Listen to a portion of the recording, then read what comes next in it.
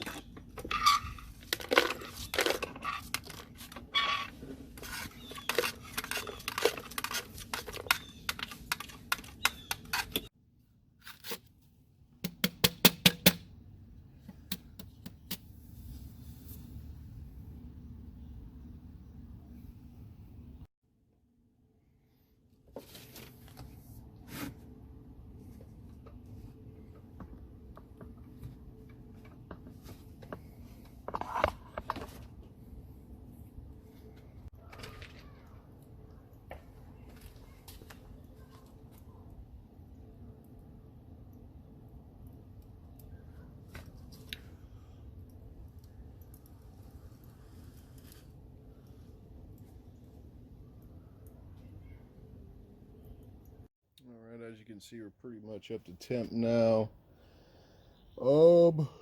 So what we got to do now is we're gonna have to wait at least 20-30 minutes. Once the white smoke kind of stops billowing out so white, it'll be ready to be put on. So we just got a little bit longer to wait, and then we'll throw them on.